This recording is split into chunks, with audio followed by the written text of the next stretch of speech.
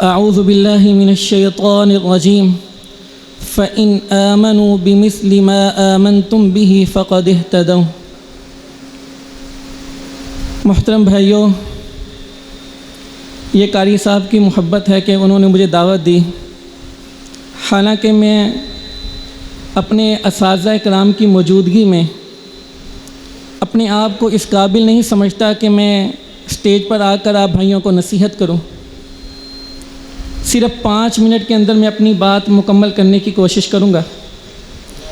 آج ہم سب یہاں پر اس لیے اکٹھے ہوئے ہیں کہ ہم صحابہ اکرام کی فضیلت پر گفتگو کریں۔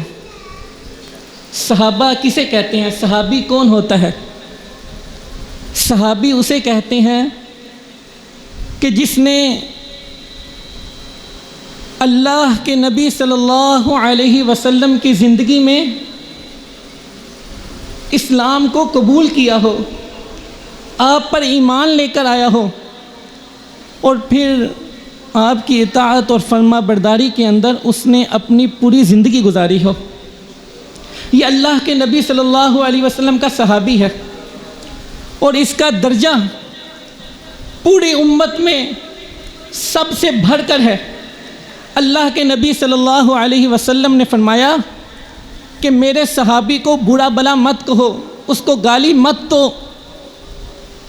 کیوں کہ اگر تم میں سے کوئی شخص احد پہاڑ کے برابر بھی سونا اللہ کے راستے میں خرچ کرے تو میرے صحابی کا خرچ کیا ہوا جو ایک مٹھی کے برابر ہے یا آدھی کی ہے، اس کے بھی برابر نہیں پہنچ سکتا۔ صحابہ میں وہ اخلاص تھا، صحابہ کا وہ ایمان تھا کہ اللہ رب العزت نے ان کے ایمان کی گواہی دی ہے۔ فرمایا اولئک الذین امتحن اللہ قلوبہم للتقوی، اللہ نے ان کے دلوں کا امتحان لیا، دلوں کو پرکھا تو اس میں اللہ نے تقوی کو پایا۔ یہ وہ لوگ ہیں کہ جن کے متعلق اللہ امت محمدیہ کو حکم دیتا ہے کہ فَإِنْ آمَنُوا بِمِثْلِ مَا آمَنْتُمْ بِهِ فَقَدْ اهْتَدَوْا۔ اگر تم ایمان والے ہونا چاہتے ہو، ایمان والے بننا چاہتے ہو تو اس طرح ایمان لے کر جس طرح صحابہ ایمان لے کر آئے۔ اور میرے بھائیوں، آج کے اس دور میں صحابہ اکرام کے بارے میں شک و شبہات پیدا کرنے کی کوشش کی جاتی ہے، ان کے بارے میں اعتراضات اٹھائے جاتے ہیں۔ یہ آج کی بات نہیں، یہ سب کچھ اللہ کے نبی کے دور سے چلا آ رہا ہے۔ اللہ تعالیٰ نے سورہ بقرہ میں فرمایا وَإِذَا قِيلَ لَهُمْ آمِنُوا كَمَا آمَنَ النَّاسِ، اور جب انہیں کہا جاتا ہے کہ ایمان لے کر آؤ جس طرح یہ صحابہ ایمان لے کر آئے، قَالُوا أَنُؤْمِنُوا كَمَا آمَنَ السُّفَهَاءُ، تو یہ کہتے ہیں کیا ہم اس طرح ایمان لے کر آئیں جس طرح بیوقوف لوگ ایمان لے کر آئیں؟ تو اللہ فرماتے ہیں الا انہم ہم السفہاء ولکن لا یعلمون، یہ لوگ بیوقوف ہیں حالانکہ یہ نہیں جانتے صحابہ کا عزت اور مقام کیا ہے۔ محترم بھائیوں، آج آپ کے سامنے صحابہ اکرام کی عزت، ان کا احترام، ان کی عظمت کے واقعات کو اس لیے بیان کیا جاتا ہے تاکہ ہم اپنے عقیدے کی اصلاح کریں۔ آج ہم تک اسلام کے جو 2 بنیادی ماخذ ہیں قرآن اور حدیث، یہ ہمیں صحابہ اکرام کے ذریعے پہنچا ہے۔ قرآن کو سیدنا عثمان رضی اللہ تعالی عنہ نے جمع کیا۔ اللہ کے نبی صلی اللہ علیہ وسلم کی کوئی حدیث ہم تک نہیں پہنچتی جب تک کہ اس حدیث کے شروع میں کسی صحابی کا نام نہ آئے۔ کہیں پر ابو بکر، کہیں پر عن ابن عمر، کہیں پر عن ابن عثمان، کہیں پہ عن ابن عبداللہ ابن مسعود، کہیں عن ابن حریرہ تھا۔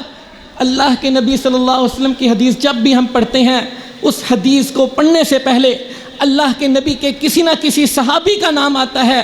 تو ذرا بھائیو سوچو، جب صحابہ کی شخصیت ہی ہمارے سامنے مشکوک بنا دی جائے تو پھر بھلا ہمارا دین کیسے محفوظ رہ سکتا ہے؟ ہم قرآن پر کیسے یقین کر سکتے ہیں؟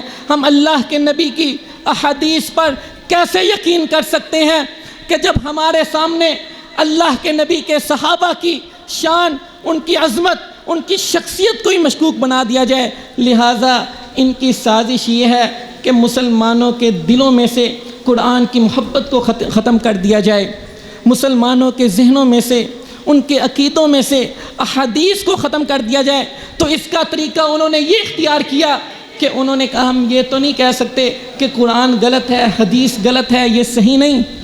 اس کے لیے انہوں نے یہ طریقہ اختیار کیا کہ صحابہ اکرام کی شخصیت کو، ان کے کردار کو لوگوں کی نظروں کے اندر مشکوک بنا دیا جائے۔ جب کسی شخص کی نظر میں عثمان رضی اللہ تعالیٰ عنہ، عمر، ابو بکر، ابو ہریرہ، صحابہ اکرام، عشرہ مبشرہ کا کردار، ان کی شخصیت مشکوک کر دی جائے گی، تو بھائیوں پھر صحابہ لوگوں کا نہ قرآن پر یقین رہے گا، نہ اللہ کے نبی کی حدیث پر یقین رہے گا۔ اگر کوئی شخص حضرت عثمان رضی اللہ تعالیٰ عنہ کے بارے میں بات کرتا ہے کہ یہ ایسے تھے ویسے تھے، میں اس کے اوپر بات نہیں کرتا، تو پھر سوچو کہ قرآن کو جمع کس نے کیا تھا؟ وہ تو سیدنا عثمان نے کیا تھا۔ آج پوری دنیا کے اندر جتنے نسخے قرآن کے پڑھے جاتے ہیں، وہ سارے نسخے جمع کرنے والے، ایک کتابی شکل میں لانے والے اور امت کا اس پر اجماع کروانے والی شخصیت سیدنا عثمان رضی اللہ تعالیٰ عنہ تھی۔ اگر عثمان کی شخصیت ہی مشکوک ہو گئی تو پھر بلا بتاؤ بھائیو، قرآن کا ہمارے نزدیک قابل اعتبار ہونا کیسے ممکن رہ جائے گا؟ تو صحابہ کی عظمت اور شان بہت زیادہ ہے بھائیوں، اور اس عظمت اور شان کو سمجھنے کے لیے، صحابہ اکرام کی عظمت، ان کی شان، ان کے کردار، ان کے اخلاق کو سمجھنے کے لیے ہمارے پاس اللہ کا قرآن اور محمد رسول اللہ صلی اللہ علیہ وسلم کی حدیث کافی ہے۔ ہمیں تاریخ کے واقعات نہیں چاہیے، ہمیں تبریکی اور دوسری تاریخ کی کتابوں کے واقعات نہیں چاہیے کہ فلاں کتاب میں یہ واقعہ ان کے متعلق ہے، فلاں نے یہ بیان کیا۔ ہمیں ان واقعات کی ضرورت نہیں کہ ہم ان واقعات کو پڑھ کے صحابہ کے بارے میں یہ فیصلہ کریں کہ صحابہ کیسے تھے، جب اللہ کا قرآن ان کے بارے میں یہ فیصلہ سنا رہا ہے کہ رضی اللہ عنہم ورضوا عنہ، اللہ ان سے راضی ہو گیا، وہ اپنے رب سے راضی ہو گئے۔ اللہ کے نبی نے ان کو جنت کی خوشخبریاں سنا دی، اپنی زندگی کے اندر کہہ دیا عثمان تو اپنی زندگی میں جو کام بھی کرے، جیسا بھی کرے، تجھے جنت کی خوشخبری، ابو بکر جنت میں، عمر جنت میں، عثمان جنتی۔ اللہ اکبر۔ اللہ کے نبی نے جب اپنی زندگی میں اپنی زبان مبارکہ سے ان کو جنت کی خوشخبریاں سنا دی، قرآن نے ان کے متعلق فیصلہ کر دیا کہ یہ لوگ ہدایت یافتہ ہیں، اللہ ان سے راضی ہے۔ اللہ کی قسم، اس کے بعد کوئی بڑے سے بڑا تاریخ دان کھڑا ہو جائے اور کھڑا ہو کر ہمیں تاریخ کے واقعہ سنا کر بتانا شروع کر دے، یہ تاریخ میں یہ ہوا تھا، فلاں نے یہ غلطی کی تھی، فلاں نے یہ فیصلہ کیا تھا، ہمیں کسی کا فیصلہ قبول نہیں ہے۔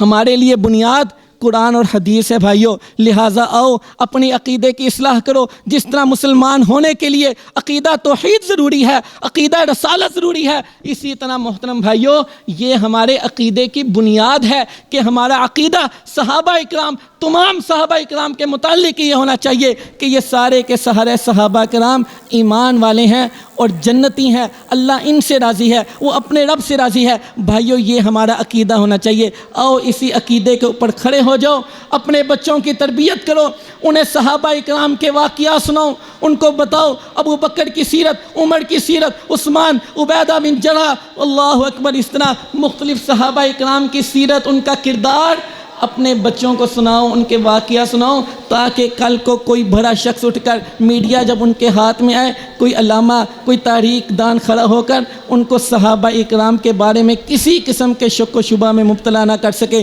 اللہ تعالیٰ سے دعا ہے کہ اللہ تعالیٰ ہمارے دلوں میں صحابہ کی محبت، ان کی عظمت کو ہمیشہ کے لیے قائم رکھے اور ہمیں صحابہ کا دفاع کرنے کی توفیق عطا فرمائے، آمین۔ وآخر دعوانا ان الحمد للہ رب